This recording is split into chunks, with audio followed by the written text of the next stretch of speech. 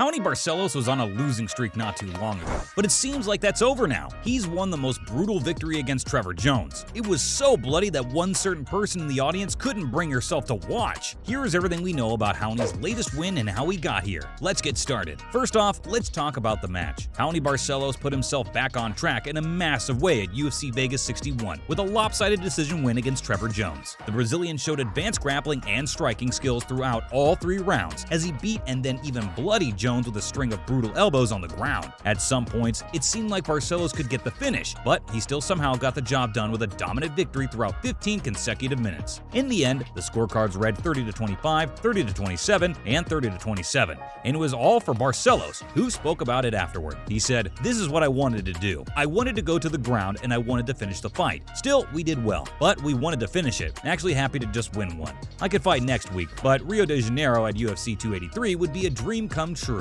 Moving on, Barcelos was here to win. He set the tone early with an offensive game plan, in which we saw him push Jones backwards while throwing out a stable output of strikes. Known mostly for being a counterstriker, Jones constantly sat on his back foot and searched for an opening so he could get to throw some heavy punches of his own. Barcelos kept his attacks coming by putting Jones on the canvas with a strategically timed takedown that let the Brazilian move into the mount, where he started sending down punches from the top. The 35-year-old fighter was still on the prowl to kick off the second round. He then used his smooth boxing and a flying knee, and that almost earned him a knockout and ended the match right there. Jones dodged that shot, but then he took a big overhand right from Barcelos that landed him on the ground again. Let's talk about the final moments of the match.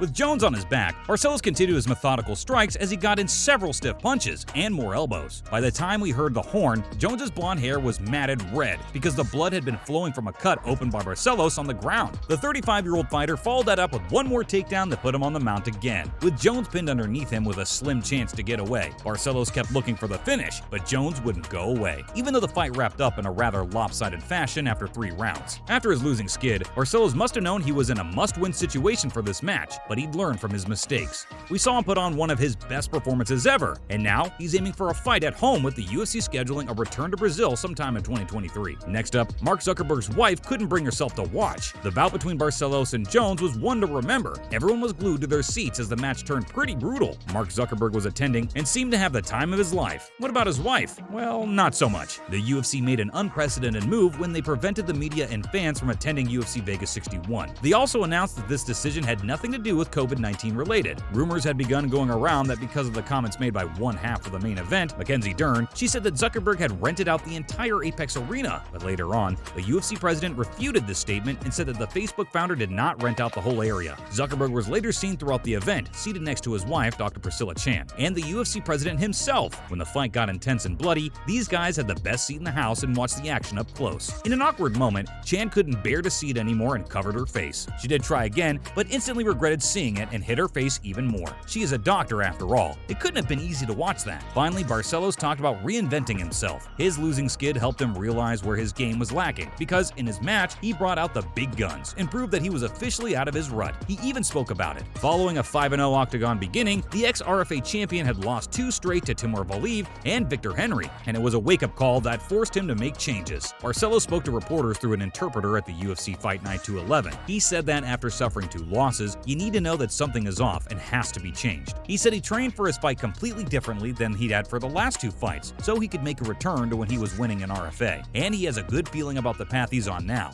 and he's super confident about it. He continued saying that he respects Jones the way he does for all of his opponents. He's a scary opponent like all the ones he's gone up against before, but the difference for this match is that he trained really hard. He's going to, but right now, the big difference is within himself. He's working on his match and training hard, and he promised we could see a new Raoni for this match. He did deliver on those promises. He brought his A-game to the match. Other related news. First off, Aspen Ladd has a new deal. Aspen Ladd has officially signed with a new promotion. The 27-year-old fighter, who was recently removed from the UFC, has signed an exclusive deal to be part of the roster at the PFL, where she will compete in the new women's featherweight division from 2023 onwards. PFL officials confirmed the reports to MMA Fighting after initial report from ESPN. Formerly considered a top prospect in the bantamweight division, Ladd consistently had issues with making weight in the UFC, with numerous fight cancellations caused by her issues on the scale. Even though she has a strong track record, she also boasts wins over Sijara Eubanks and Yana Kunitskaya. Ladd wasn't able to make weight on 3 different occasions, which canceled her fights. The final fight cancellation made the UFC decide to release Ladd from her contract. Now Ladd will try and get a fresh start under the PFL umbrella. The organization is committing to a women's featherweight division for the very first time in its history. Currently, the PFL only promotes a women's lightweight division, with two-time champion Kayla Harrison in the forefront. Still, now a season with featherweights being featured will take place in 2023, and Ladd will be in the new weight class. Hopefully she finds her footing there. Next up, Hattie wants to fight at UFC 282. Paddy Pimblett says he finds it hard to give himself an opponent. Pimblett hadn't had a match since UFC London in July when he defeated Jordan Levitt. After the victory, the plan was for Pimblett to come back later this year, and he planned to be on the UFC 282 in Las Vegas. But that's easier said than done. It looks like no one wants to fight him. Even though he's having difficulty getting someone to fight, he doesn't think anyone is avoiding him. Instead, he still believes he's the ideal opponent for anyone who wants to steal his hype for themselves. Before defeating Levitt in July, Pimblett bagged another victory over Kazula Vargas at UFC London in March. In his UFC debut in September of 2021, the ex-Cage Warriors champion bagged a KO win over Luigi Vendramini. Finally, Jake Paul versus Tommy Fury might happen. Jake Paul is set to fight Tommy Fury in February, even though two of their previous fight bookings were canceled. Their original meeting was postponed last December because Britt was healing from a broken rib and a chest infection. Then again, in August of 2022, the showdown between the two in New York was again shelved because of Fury. On the BS with Jake Paul podcast, he talked to his fans and said that he'd been speaking with Tommy Fury, and they're expecting to have their fight sometime in February of 2023. Paul also said that if his opponent had too much trouble coming to America, he was down to visit the UK. If this fight gets confirmed, it'll be one of the biggest ever. The rivalry and tension between these two have been simmering for way too long, and everyone's looking forward to seeing them take it out in the octagon. That's a wrap for this video. Did you enjoy the match between Barcelos and Jones? Let us know in the comments below. Make sure to give this video a thumbs up and subscribe to our channel for more videos like this. See you in the next one.